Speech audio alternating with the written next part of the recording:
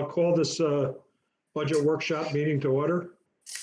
And I just wanted to start out by saying that, as everyone here knows, this has been a pretty tumultuous year between the actually dealing with the pandemic itself and the health implications and dealing with a deficit in 2020 and having to reduce that and then trying to put a budget together for 2021. It's been a challenge for all of us, but I would like to thank the bipartisan committee that we put together, which includes Jim Guzzi and Ron Knott, as well as myself, Art Basson, Rick Scalera, and Sarah Sterling, and Ron Caponera and PJ Keeler, our treasurer, and Michael Reardon for the work that they did on this budget. We also intermittently used our labor council because to get to this budget, we had to work with the labor unions to try to help us out. So this is it's been a challenge, but I think it's a good budget. And as everybody saw a copy of it, the total budget is $154,200,000, which is a decrease of $5.3 million from 2020, the initial 2020 budget, which is made up of a reduction of $3.6 million in the general fund and $1.8 million in the county road and machinery fund. We also had to reduce our revenues based, some of it was forced reduction because of state aid and the lack of sales tax, but we reduced our general fund revenue as $1.1 million in sales tax and $3.5 million in state aid. The road fund decrease was $520,000. And I think, Ron, most of that was due to the giving up the state contract for plowing. Yep. So I'm happy to say that with all of this and with all the tumult we had to deal with, we're looking at a 1.56% tax increase, which is below the tax cap or at the tax cap. I honestly didn't think we would get there, but a lot of work. Somebody who told me today, was it you, Ron, that we had 21 or 22 meetings? Yeah, I come up with over 25. 25 meetings to get to this point. So a lot of work went into this. I will say that to get, besides the reductions that I talked about, we also imposed a hiring freeze of $1.7 million, which and the reason it's a hiring freeze is because those are unfilled positions and we swept the money. So that in essence is really a freeze because we can't fill those positions unless we amended the budget. So like I said, a lot of work is going into it, and I'd like to turn it over to Ron Caponera and PJ to walk through this.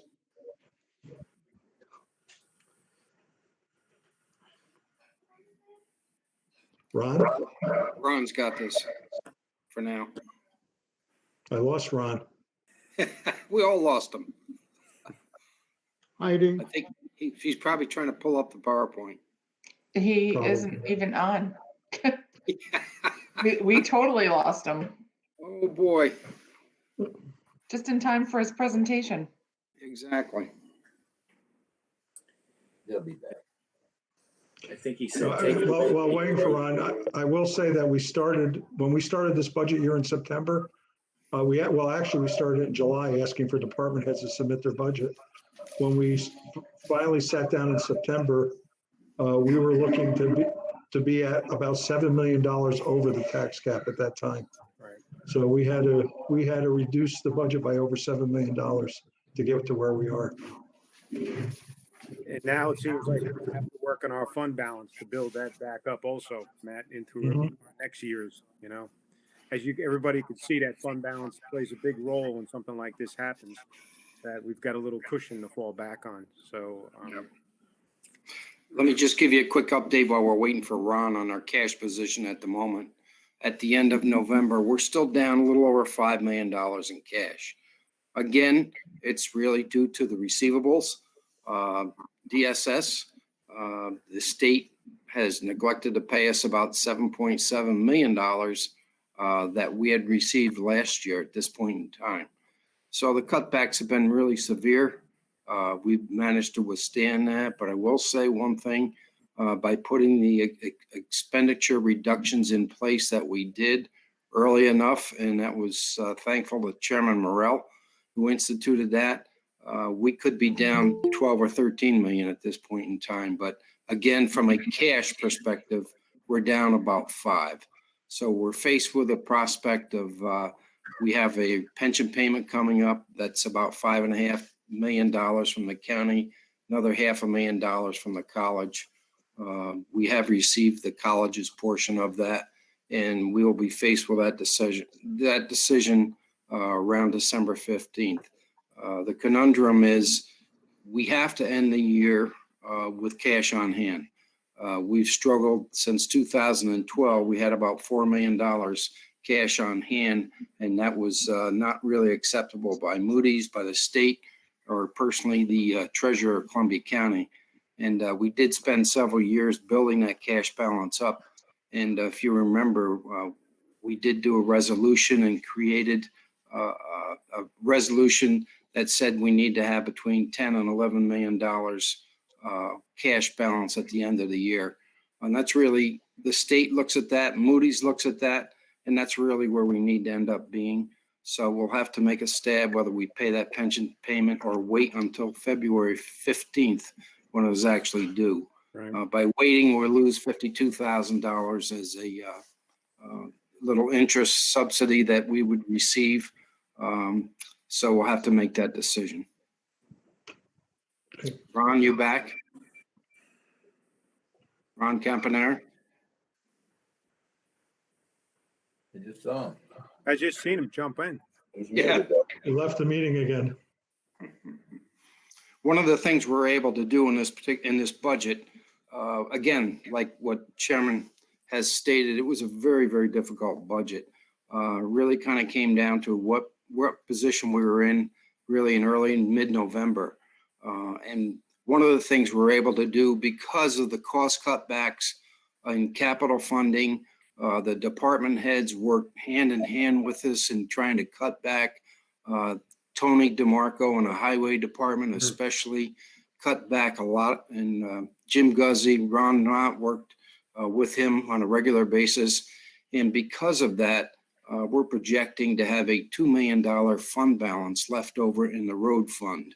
So because of that, we're going to allocate $1 million of that towards the 2021 budget, which really allowed us to go down to that tax cap of 1.56%. But again, you know, hats off to everybody involved. It was really because of the cost reductions. So with that, I see Ron. We'll turn it over to Ron. Yeah, I'm restarting my PC. It crashed. It's my county laptop, so hold on a minute. Do you need me to pull up the budget, Ron? No, I'll pull it up here. Okay.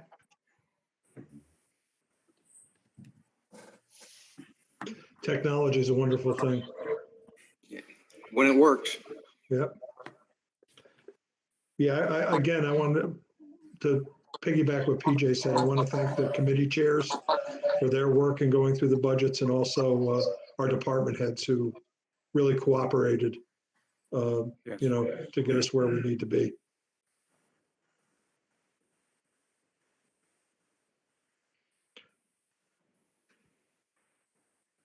Ron, you need to unmute.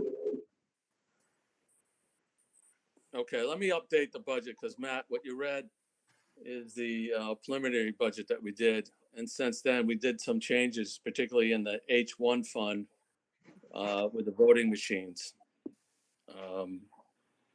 We put in $1 million in the voting machines and the H1 fund, capital fund.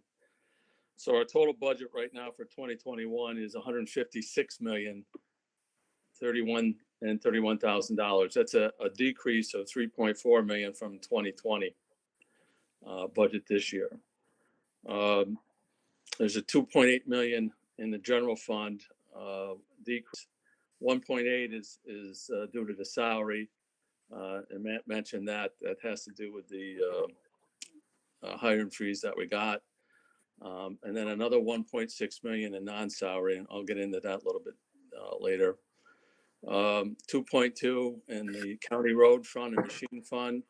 And again, that's due to no state contract for plowing and capital reductions of almost 450,000 in the machine fund. We cut that back pretty steep. We usually put about $700,000 for capital equipment for new trucks and snow plows in the machine fund. And we cut that back down to, we cut it by $450,000. So that's a pretty significant cut right there for next year. For 2021, the tax levy at 1.5% is only $728,098. And that's within the 2% tax cap, which is a 1.5% tax cap. The total tax levy with chargebacks is just over $47.4 million. Let me get into that.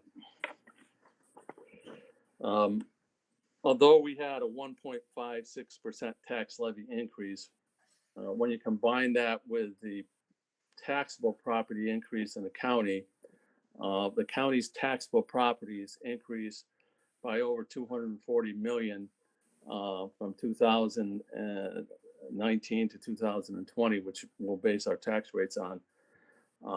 So with that combined tax rate or tax levy increase, tax levy increase with the property tax properties going up by 249, the actual tax rate for the county will decrease by 1.5%. So the tax levy goes up 1.5%, but the tax rate will decrease by 1.5%, or on a savings of the average household in the county is $254,600. And I just got that number from Suzette yesterday and what the average home value is with property less than 10 acres. The average taxpayer in the county will save $21.63 with this tax levy increase that we're proposing. Hope everybody understands that. There's a difference between a tax levy, which then becomes your tax rate based upon your total property values as taxable in your district. Now, this is the county's average tax rate. It's different than each one of your towns. Your towns have different property tax values.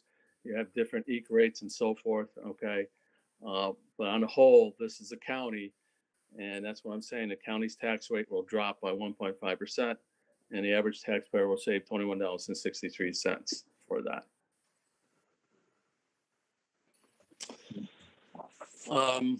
Some of the appropriations that we had decrease in, and again, it's overall, and this is the total budget for all funds in the general fund, highway fund, solid waste fund. There's a decrease of $2.3 million just in salaries alone. And that's because we had no raises budgeted for 2021. And that's where we had to get the unions and everything to agree to that, to give up.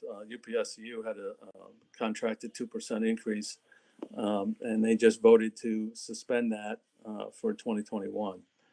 The raises alone will save the county over $700,000, and that would be for all employees throughout the county. So that's all the 5 or 4 unions and all the non-union employees.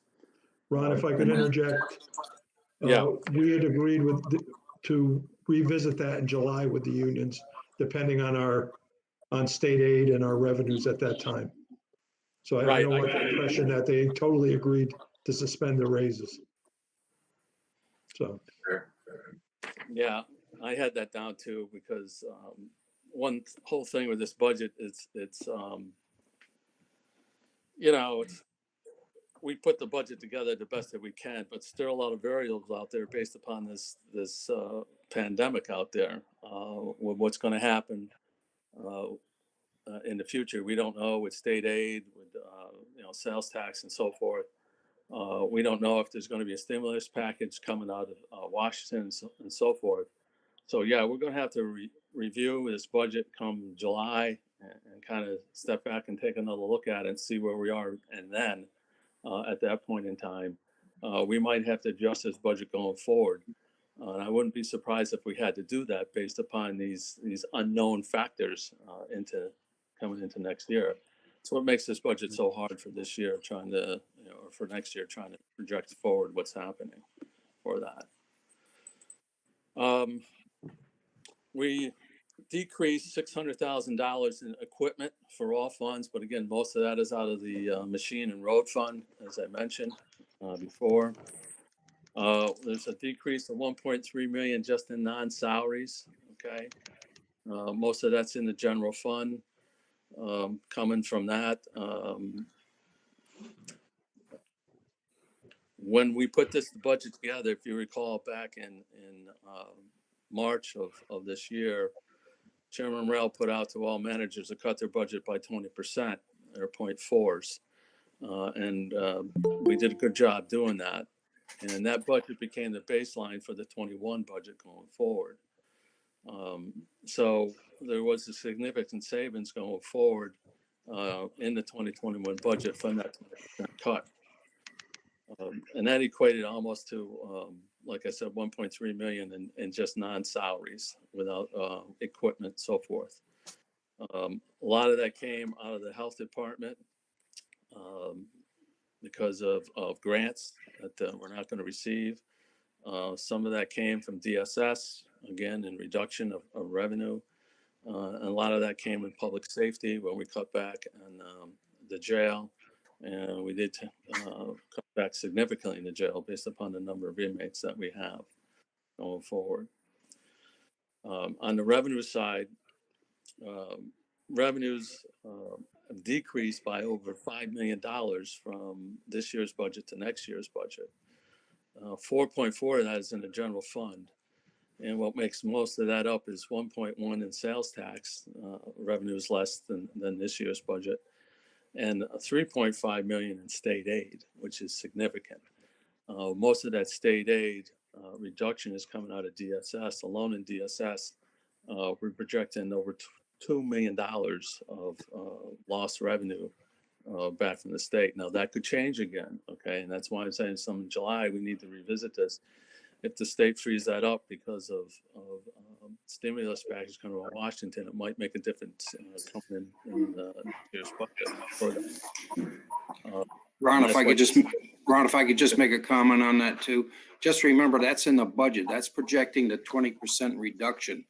It does not account for the cash flow that, if they'd paid the other 80%, we have no idea. So again, that's a budgeted item.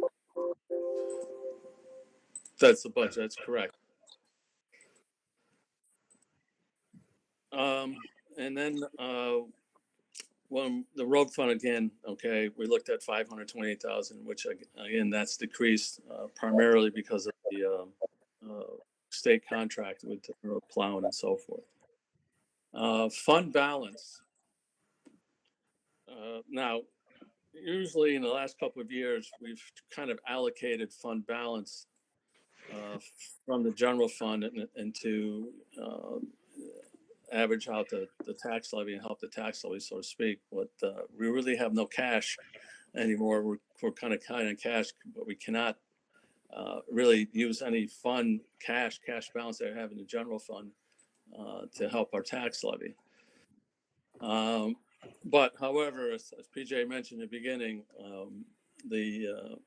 our road fund, which is our county road fund, will have some significant cash left at the end of the year because of the cuts and so forth and the road.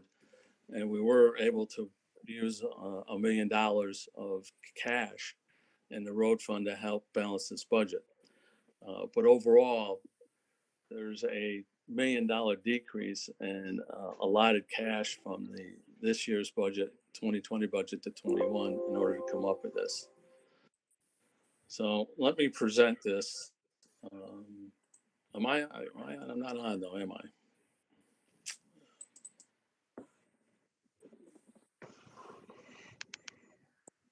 Let me log into the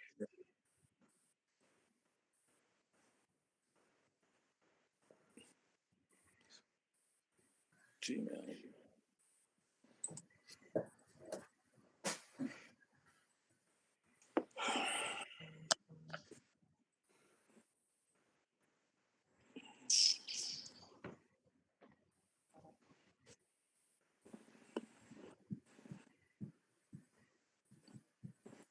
My PC is a little slow.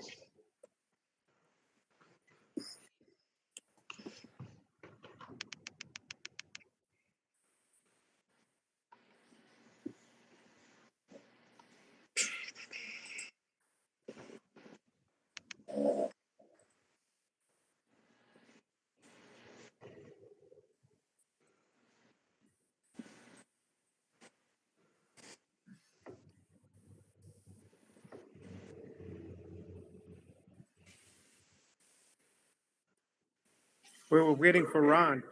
I just wanted to say one thing that we all have to be still very careful because this budget, we can only look so far into the future. There's not a lot of stability as far as us knowing what these numbers are. So that's kind of what we've been up against.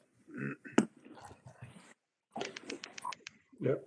Well, I guess the upside of this, if there is an upside, is that if we reevaluate, if 3 or 6 months down the road and we evaluate the budget, we can always implement what we did this year in terms of reducing spending.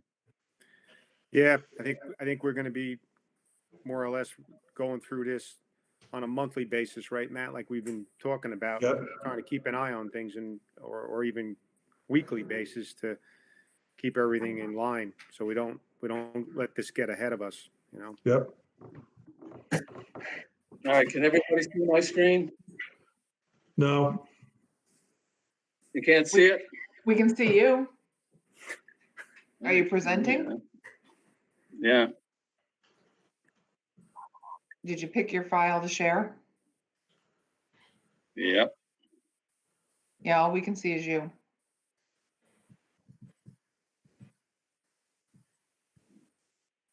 Here you go. How about now? now you got it. You got it now. Okay, so here's the budget again. Here's all our funds, general fund, solid waste, road, and so forth. I'll get down into detail a little bit. Overall, there's 1.1% tax levy increase from last year. And like I said, here's the cash. Last year we had $2 million. This year we got nothing. But we are using $1 million of the road fund to help us out. So that's 1.1%. But however, you got to add on the chargebacks. We have EMS chargeback, workers' comp chargebacks, and some town chargebacks. So when you add those at $2.8 million in chargebacks, that's what brings us up to the 1.56% tax levy increase for 2021. One thing I want to bring your attention to is this EMS chargebacks that have kind of increased over the last years by about $1 million since 2012. That's something we need to watch, and I know PJ has come up with a plan, so to speak, to have sort of a taxing district countywide for EMS.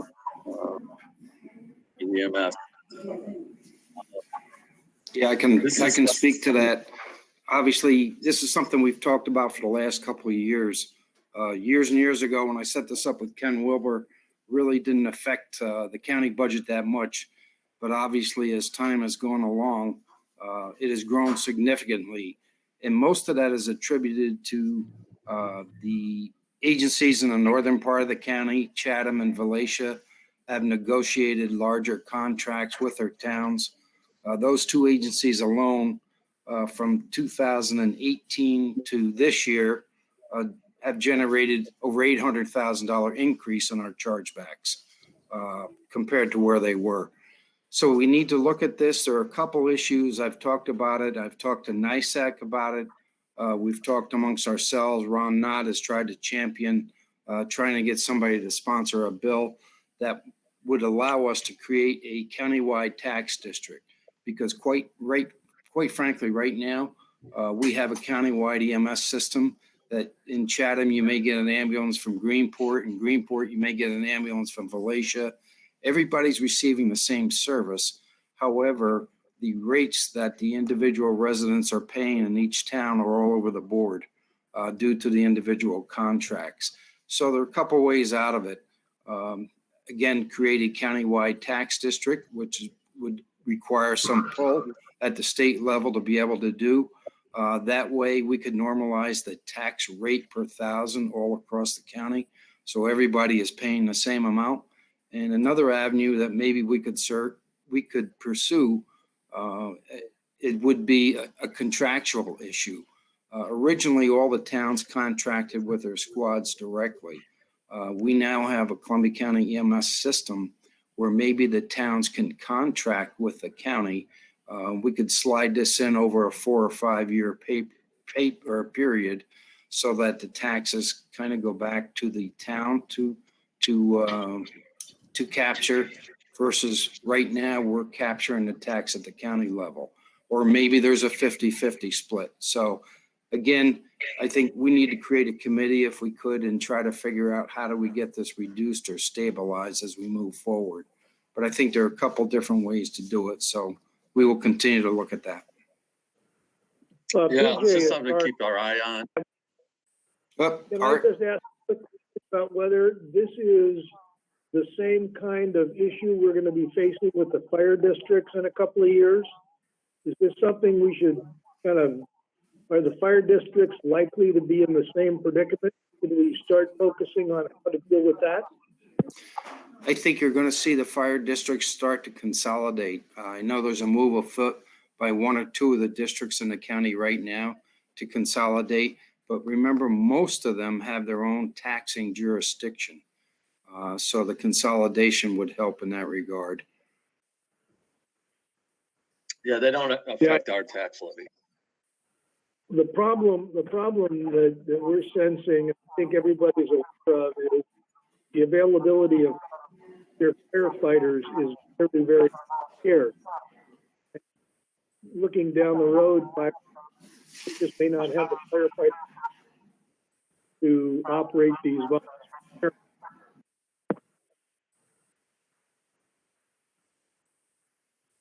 Okay, I just want to move on here to where I talk about the tax rate.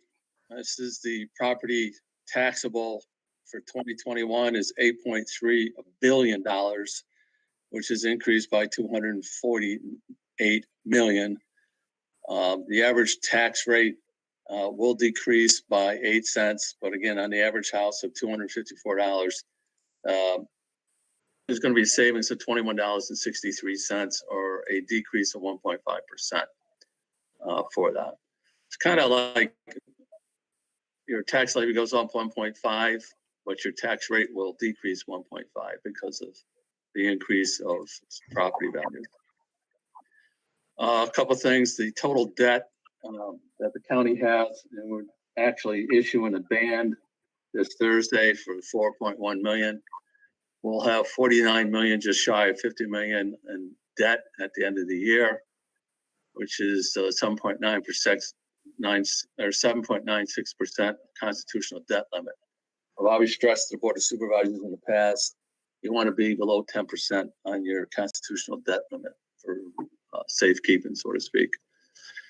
Our principal payment for 2021 will just be over 3.1 million. Our interest payment will be just over 1.4, for a total debt payment of principal interest of just over 4.6 million in next year's budget. And again, this is all funds: the highway fund, the road fund, solid waste, and general fund. A couple of things I want to point out is a comparison of this time last year to this time this year at the end of November. So you're looking from January to the end of November 20 versus 19. So when you look at capital and contractuals, we're actually $6.1 million less. This is actual numbers off our fiscal system units where we were last year. So last year we're at 61.7 million. This year we're at 55.6. There's a difference of $6 million less in capital and contractuals, most of that's contractuals. Here we are at salaries because of the 13 pay period furlough that we put in, pay period furlough. Our salaries are $1.2 million less at the same time at the end of November than last year. By the time you add in a little bit of benefits for FICA and pension, we should be about $1.5 million less in salaries than last year at the same time. So overall, it's about $7.6 million less in expenditure, same period of time last year to this year, or about 7.8% reduction in expenditures, which is pretty good for that. And then on the revenue side, we would expect to have less revenue, and we do. Okay, going back to last year's revenue to this year's revenue, we're just over $4.6 million in less revenue than last year at the same time. So as PJ said at the beginning, it's a good thing we had some cash reserves in order to sustain what's happening because of the pandemic. Trying to keep that tight ship afloat is hard to do, but obviously the 20% cutback that we did this year and the 13 day furlough for 13 pay periods has helped the county out tremendously to get us through this pandemic. Going forward is the trick for that. Anything you want to say to that, PJ? And I think you pretty much addressed where we are behind on cash and receivables. Like you and I had spoken previously, and the last several weeks throughout that, it appears that our expenditure reductions were well thought out and have hit the mark. But the difference is the receivable, and that's the issue we're dealing with. Hey, Ron, this is Supervisor Hotler. Probably a small minor thing, but before this goes to print on row 34, I don't think you mean to have the word increase in there. I think you just mean total 2021 tax levy was 47 million. And the next line 35 is the one that has the increase, right? You won't see anything from this line below in the print. Oh, okay. That's just on my worksheet. That's Okay. You'll just see this here. That's all. Got it. I just figured it was a typo. I thought I'd let you know. Thank you. It probably is. I'm a terrible speller. But Yes, none of this you you'll are. see. All right. I'll open up the questions. If anybody had time to look it over, I know the budget was out a week ahead of time. We emailed it to you. It was in your mailboxes. And I've had some questions from some supervisors in the last couple of days, but feel free to ask questions. Don't be shy. We'll do our best to answer them. I have a question. Somewhere on the spreadsheet, I saw what I thought was a decrease in expenditures for county waste. And I thought that with all of the second homeowners being here full time, our county waste expenditures had increased significantly. Am I reading that wrong? Or is there actually I think it was in parentheses, which I think means in the negative. And I think it was dropped by, I don't remember, 80,000, something like that, 18,000 for county waste. You had the line by line for general, highway, sewer, county waste. I think it was towards the top of the spreadsheet. This spreadsheet? Yeah, right here. So solid waste is down 82,000. Yeah, that's the tax levy. But isn't solid waste expenses up? From last year? Yeah, there are. Their expenses are, but so is their revenue Oh, compared to okay. last year. Got it. So the more business they do, actually, the more in the black they become. Yep. Yeah. Okay. Yeah, the Revenue. yeah. Yes. Okay. Thank you. And Ron, that may reflect some equipment But overall, that we put off too, so. We had that loader in there, right, too? Well, we had a loader this year, but we had equipment last year that we never did purchase. We were gonna do that other building we had budgeted for, and so we pulled a lot of those things this year, and that made look like a difference this year. Got it. Okay, that makes sense. Thank you. Yeah, I have a question about the money in DSS, the 7.7 million. And I know there's some other places where the state is so slow to pay. What happens, worst case scenario, if they never pay? Does DSS at some point go bankrupt if we can't? Happy thought. I don't believe we can let them go bankrupt, so we're gonna have to fund it. Yeah. But is it Yeah, then they pay us or? Well, hopefully they'll pay us 80% on the dollar, or 80 cents on the dollar, at least. But at this point, they haven't done that. the problem is we're required by law to fund our mandated expenses and programs and for our recipients, and we can't deny them just because we're not getting paid from the state. So the state's pretty much in the catbird seat here. We do our claiming and everything, and we got to continue to do that. We cannot stop that. And that could be a potential problem going forward next year. It is this year, and we'll see what happens next year. And if it gets worse, it's a problem. As we said Not only earlier, for us, it's a problem for every county in the state. yeah. As Jim Guzzi alluded to earlier, we're going to have to look at this on a, monthly basis, if not more, and make adjustments as we move along in terms of, what we're getting in revenue. Yeah, we'll have to reevaluate consistently next year.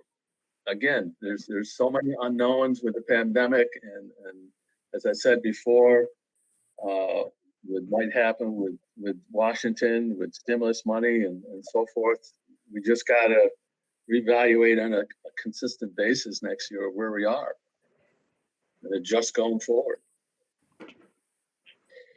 I would like to just say that, if you've been reading the papers, counties that surround us are, talking about zero tax increases and which is all well and good. I think they're banking on the sales tax continuing to do well.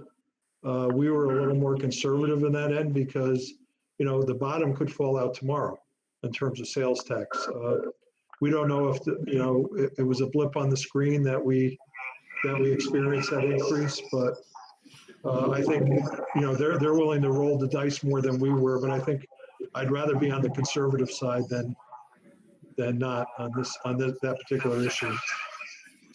Yeah, if I could just interject on that. In 2019, we brought in 44 million in sales tax.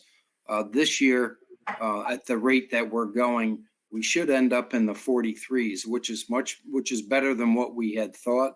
But however, like the chairman said, we really wanted to go with a conservative figure, not knowing what's going to happen ahead. So we budgeted 42. So, if we come in with 43 again, everybody's a winner. The county's a winner. The towns and the city are a winner because of what you get back. But if we budgeted 43 and we came in at 42, it's a problem. The other thing that we were concerned about too is we didn't really want to stop or do furloughing or layoffs and then interrupt, what we do as a county for our people. So we worked hard to try to not furlough or lay off, so we can keep all our programs running. Yeah. But I have there's a always that question related to. Go ahead, Michael. Hey, Supervisor Chimides? Yeah, I wanted to ask about the DSS staffing. I mean, I think there's a few departments that have larger cuts to the personnel services, and some of those I think were done around reorganization that I recall. And the DSS staffing also has a pretty sizable cut, and I think that's because of the hiring freeze. But do we have a sense, or like, are they going to be kind of like, are they going to get burnout because they have too high of a caseload? Do we have any sort of measurement around whether that cut is sustainable across the year?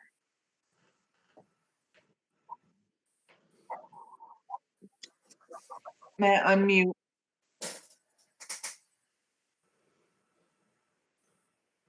Chairman Morrell, you have to unmute. I'm sorry. I talked to Commissioner Gibson today, who actually came to see me about a caseworker position the other day, and I had told him that, we had swept a lot of those unfilled positions. Well, the fact is the position he came to see me was an employee that was just let go, so that it's still in the budget. So I told him that we were going to call a budget meeting next week with the budget review committee to talk about that, because you're right, he's dangerously low in terms of staffing, which could be a health and safety issue in terms of caseworkers. So I want him to come and talk to the budget review committee and his committee chair, Bob Lagonia, about that. So we are keeping an eye on that, especially on health and safety. Great. Yeah, I know that we really do need to cut. We need to cut some money, but this is also really important that people are going to need services across the next year more than ever. Well, we talk about a hard freeze, but in essence, it's case by case. I mean, that are, if they're health and safety or even if they're revenue producing, we've got to take a harder look at those than some other positions. Thanks. I have a question also around how that H1 budget functions. So, for example, we have $417,000 for courthouse roof repair. Is the idea that we would spend that next year, but then we're borrowing money, so we're kind of paying off the interest off of that expense across the next few years? And the same is true for the voting machines and those other expenditures? Yeah, well, let me answer that question. Actually, the H1 fund is a balanced fund. If you notice, go back to tax levy, we have expenditures and 10.8 in revenue. So it's a balanced fund. It doesn't really affect our tax levy at all. But how that works, okay, these are our budgeted items for 2021 that we have in there.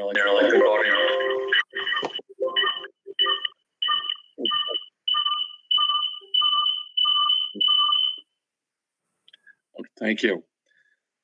We have these in a budget for next year: the voting machine, courthouse repairs, and some of the roads for the airport and so forth. Okay.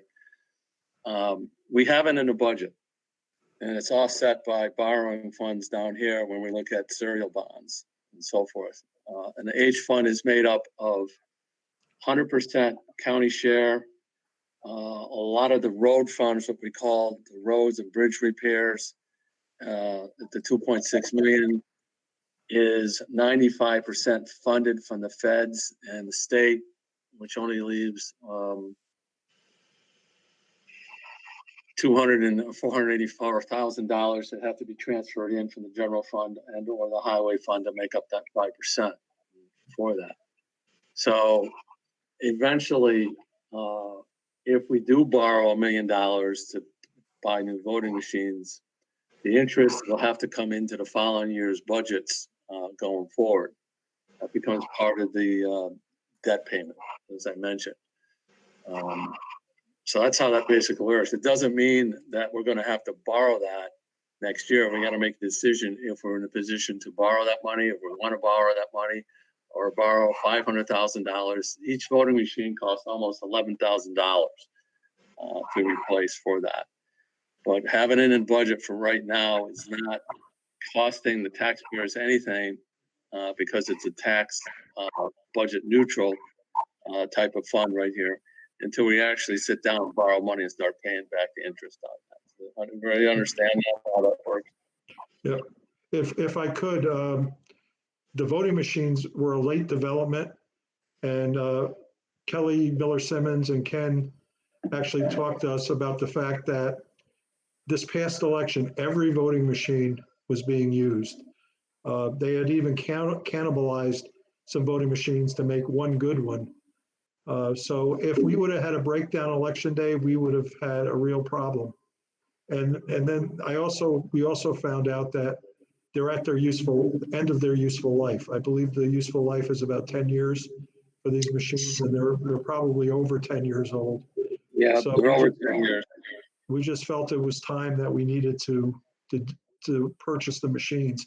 Kelly and Ken had come to me earlier before COVID, and we talked about it, and we were gonna put it in the budget, and then, with COVID, it initially didn't make it into the budget, but when they told us how dire the circumstance was this year, we felt we needed to at least borrow the money to put it in. And may I ask a question related to elections? I saw they had a huge jump in postage and printing. Mhm. Is that due to any kind of shift in anticipated voting, or where was the big increase in that from? Ron, you want to address that? Yeah, well, yeah, it's because of the early voting that they had to mail out the absentee ballots and so forth to all the registered voters. That's expensive. Okay, and it's going to continue next year. I can tell you this, though. I do have a spreadsheet here.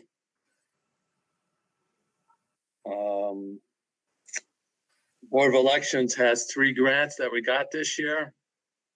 They had a local aid to municipality grant for $68,000, which was used to buy the printer that we've got downstairs, to print the ballots, and some furniture for the move for the rehab down there. Then they had a COVID grant, which we got the clear ballot system for. Postage here, they actually paid for some of that postage. And some absentee applications. So we spent $93,000 on that. We'll get $90,000 back. We got most of that back already, by the way. And then the e-poll grants that came in effect last year for the iPads and the poll printers and so forth. That was an $82,000 grant, and we spent $72,000. We got $72,000 and $10,000 less. So there's almost $241,000 of grant funds that both Kelly and Ken have come up with. They're even working on some more for that. So a lot of that printing went to the early ballots and the early absentee ballots that went out. And that's still going to continue into next year.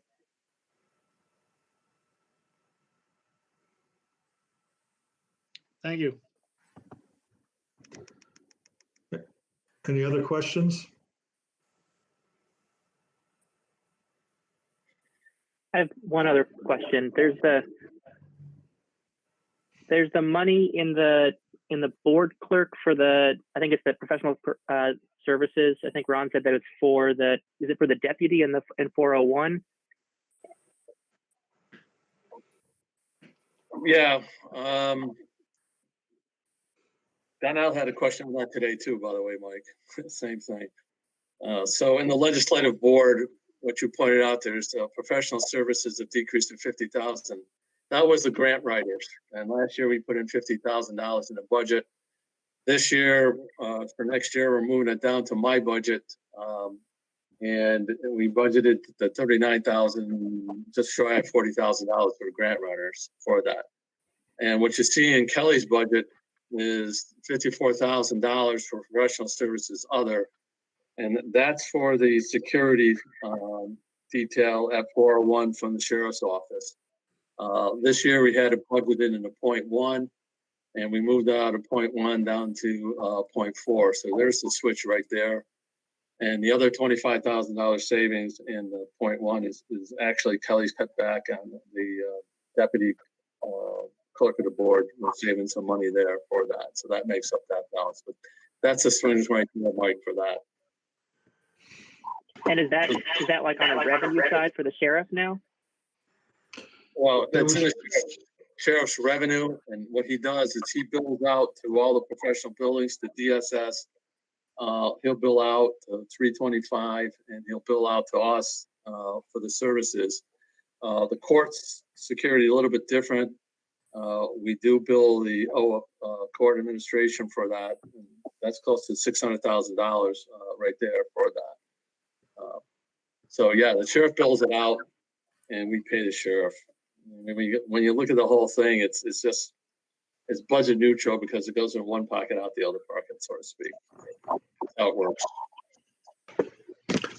PJ, have we gotten any information on how much the internet sales tax is affecting the total sales tax number? Nothing specific yet, Art. The state is behind in trying to figure out exactly what numbers come from internet. I did see a number that was, I believe, for the springtime period. And I can get that to you. I don't have that at hand, but I can get that information to you, but there's nothing current. I can tell you that. Okay, thank you. Yep. PJ, can you send that to everybody? Sure. Thank you. Any other questions?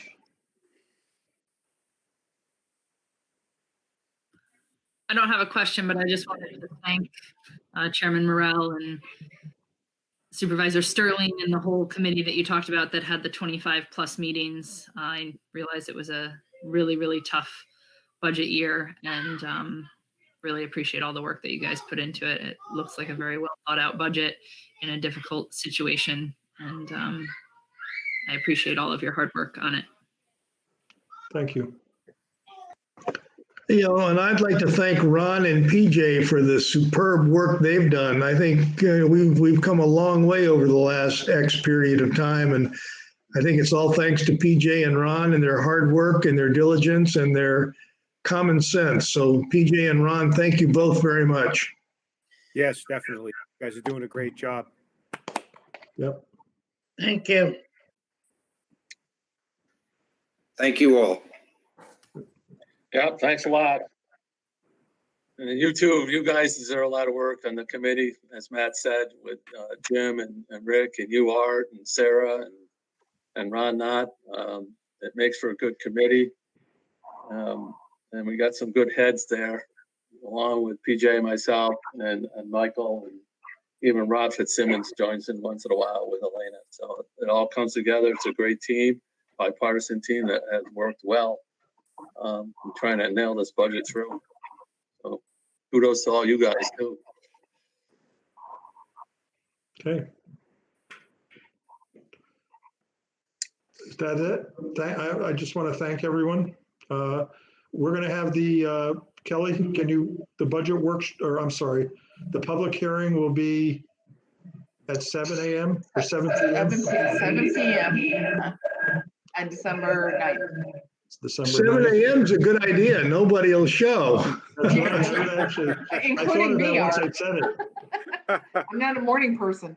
That got my attention. Actually, we're going to have two public hearings. We're going to have the budget public hearing, and then we're going to have the public hearing on the cell tax. A local law 5. The Yeah. local law, so, and then we'll follow with the meeting, so. Hey, Matt, in the budget message, how are you going to refer to the raises as deferred or revisit or what? I think that's important. I think we're going to talk about revisiting it in July, and it's going to be based on revenue. Based on revenue. Yeah. I think that's all, the only way we can really say it. I mean, it's, obviously if we get to July and our revenue situation isn't any better, we're not going to be able to do anything. But if it is, then we'll have at least some options to look at if the revenues are better. Well, there's going to be a lot of eye on that. I'm sorry, Rick, you broke up. No, I said there's going to be a lot of people that are going to be keeping their eye on that wording. That's why I asked that question. Yep. Well, you can help me write that wording. Yeah, I think the important thing is it's not retroactive either. This is a give up. Right. Okay. Well, we're on YouTube right now, so. Oh. I would have done my hair. It looks fine. I would have done mine too, but. I had mine cut today. Yeah. All right. So if there's no other business, obviously, we don't even have to make a motion to adjourn. We'll just end the meeting. Thank you all. Thank you. Thank you, everybody. Thank you, everybody. Thanks very much. See you next week. Take care.